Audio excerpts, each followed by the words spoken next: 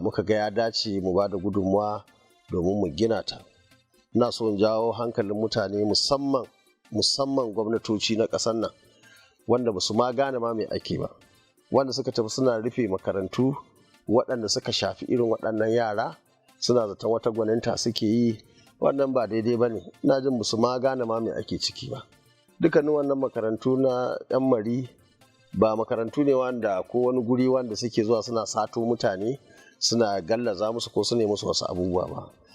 Mutane ne waɗanda suka gina irin waɗannan makarantu domin inganta rayuwa da ɗabi'u musamman matasa a wannan jiha da ma ƙasa gabaki ɗaya. Wannan rurrufewa ba za su taimaka kowa ba. Ba su ma gane ba, kawai abin da ake cewa bindin alade a ruwa, wannan shi suke yi.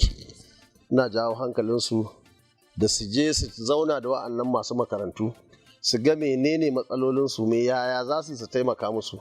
Yadda suke tafiyar da makarantar, duk wanda ya gani ake ɗaura yara yadda ƙarancin abinci ƙarwa. To yanzu wanda yake wajen abincin yake ci? Ba abincin yake ci ba, wanda ma yake wajen ballantana wanda yake ina shiga wani shaye-shaye. Wadda haka gwamnatoci irin wannan na Kano da suke cusa matasa ƙwaya su sha kuma su je su kulle irin waɗannan makarantu, ya kamata su soma tunani, domin wannan yara wasu daga ciki ba mamaki su tafi su je su farwa al'umma, kuma wannan ɗin ce ta sama aka je aka sasa wannan gurare. Kuma ya kamata gwamnatoci su je su duba kurkukunsu. Kurkukun ƙasar nan ka je ka duba ta, ba ta da wani bambanci da wannan yaran wanda ake cewa an sa musu sasari an zuba musu.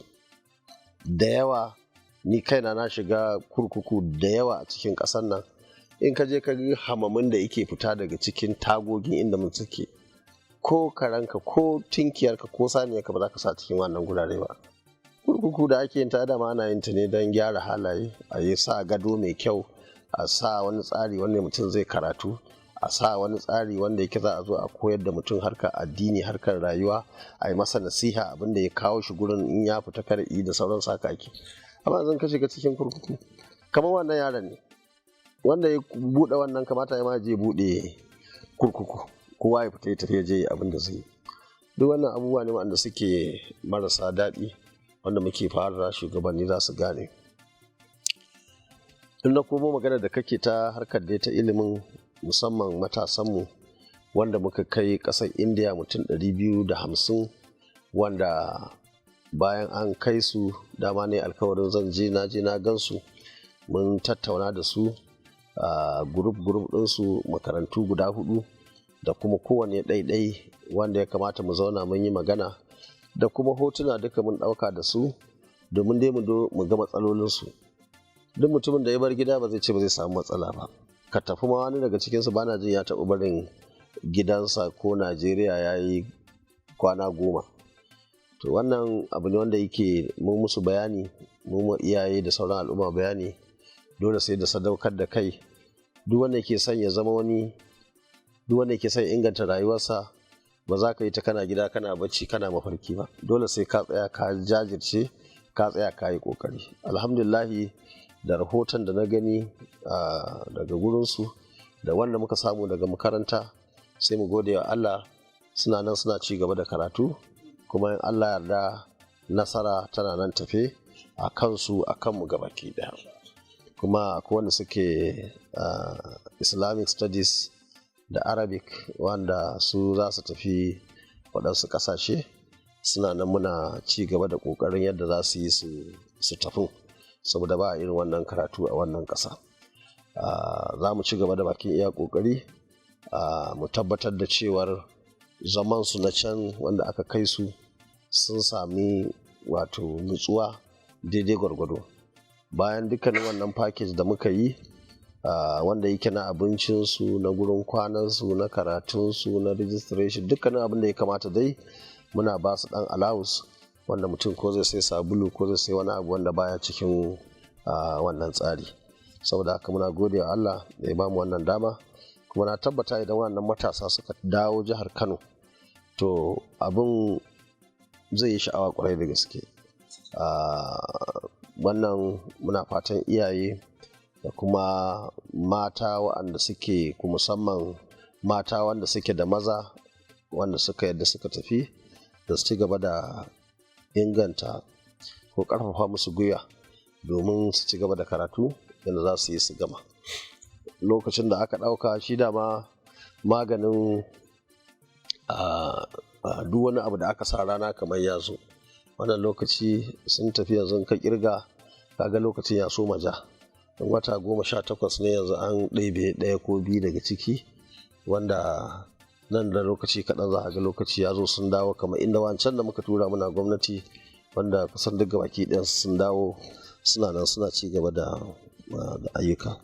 Saboda haka mun gode wa Allah, wannan dama ce wacce take muhimmiya da muka samu ko muke amfani da ita, kuma na kira ga al'umma duka suma wanda duk yake da dama ya yi bakin iya ƙoƙarinsa ya ga inda yake zai inganta rayuwar al'umma musamman matasa maza da mata a wannan jiha, ko da ma dai a garinku ne ko a ƙauyenku, wajen shirya wato karatu irin na yamma da ake yi, wajen kai kayan aiki makaranta tun da yanzu ba wani kayan aiki gwamnati take kaiwa ba, wajen kayan rubutu, kayan zama da sauransu, duka dai abin da mutum zai iya yayi na tabbata zai taimaka mana yanzu.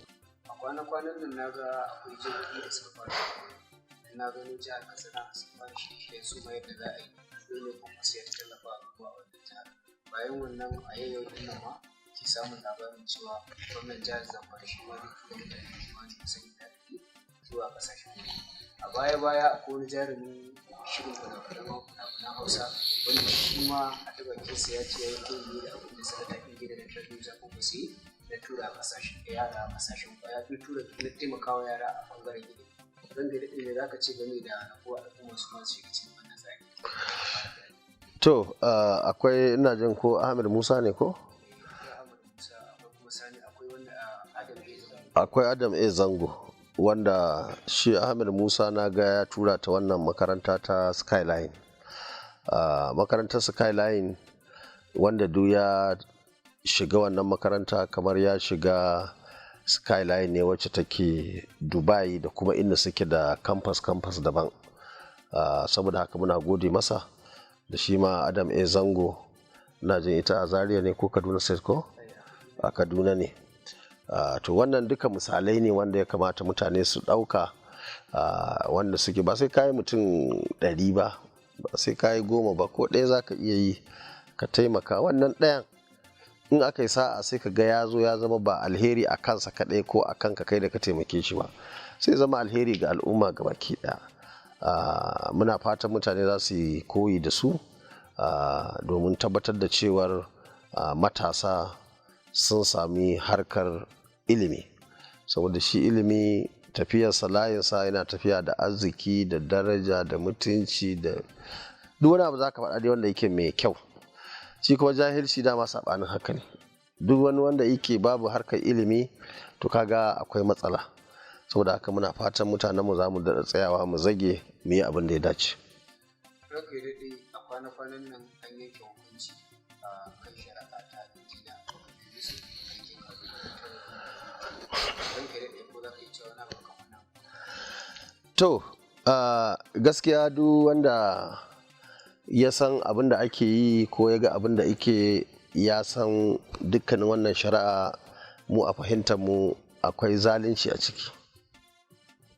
A jihar Kano yayin da aka kawo wannan kwamiti na tribunal na mutum 3, labarin da muka samu 2 daga ciki an yi ta ƙoƙari a ga yadda za a sa su bi layin rashin gaskiya. Labarin da muka samu suka ƙi, aka canja su manyan alƙalai, aka kawo magistrate, aka kawo kotun customary, alƙali na customary wanda ba su san ma me ake ma da harkar tribunal ba, aka sa su a ciki.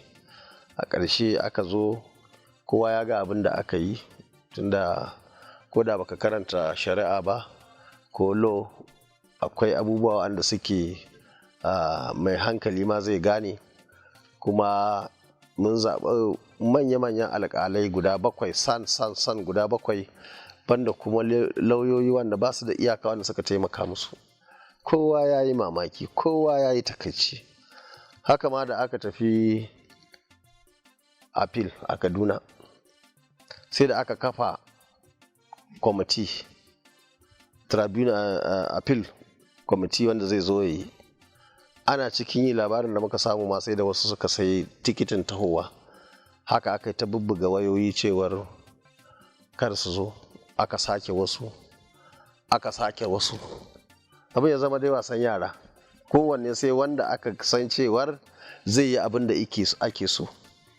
To ni ina so in jawo hankalin masu shari'a da sauran shugabanni a ƙasar nan.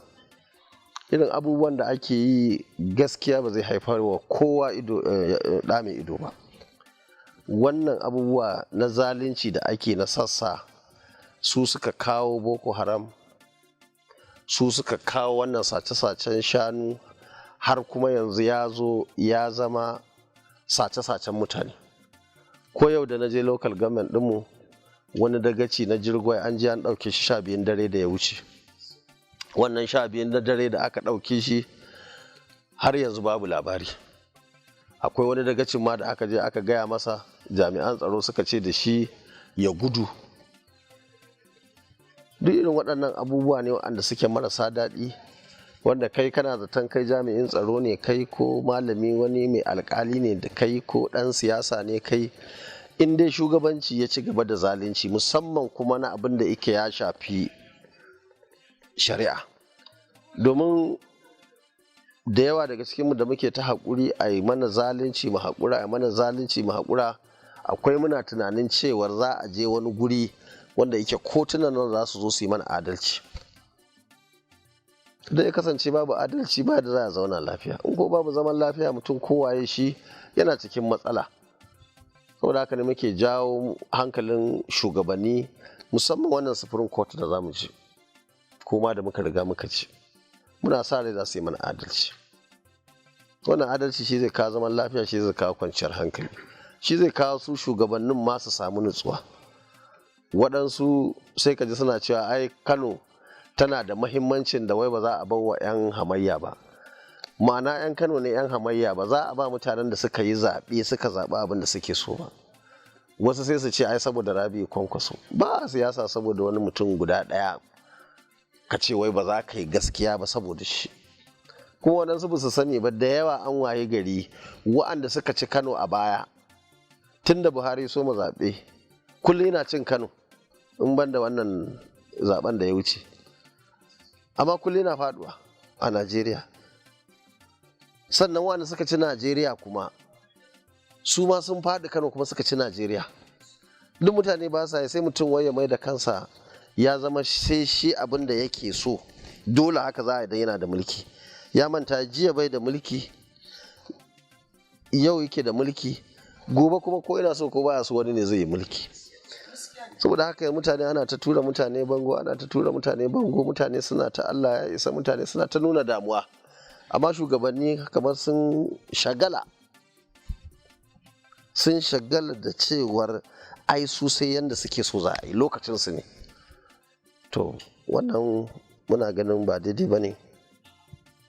Ya kamata kowa ya shiga hankalinsa, da mu da ba ma gwamnati, da wa'anda suke gwamnati, da wa'anda ya kamata su zama alƙalai. 'Yan sanda ya kamata yi su zama alƙalai, hukumar zaɓe kamata yi ta zama alƙali, alƙalai na kotuna kamata yi su zama alƙalai. Rashin yin haka shi zai ta kawo matsala, kuma kowa sai ya ɗanɗana kuɗarsa in aka ci gaba da haka. Allah ya sauwaƙe. Idan muka da magana akan gwamnatin jihar Kano, kwanakin nan shi mai girma gwamna yana magana akan masu tuka babur mai kafa uku a tarihi da sauran, cewa suna leƙa hotunanka a jikin ababen hawa, su ba sa masa kaya. Saboda haka ya yi gadojin ƙasa da sama kuma suna shiga su fita kamar kure, sai sun biya haraji kuma su yan nasara su rashin ba. Kiran kai daɗe wani irin tanadi aka yi waɗannan da suke daga tutar kwankwasiya a yanzu, ko kuma idan Allah ya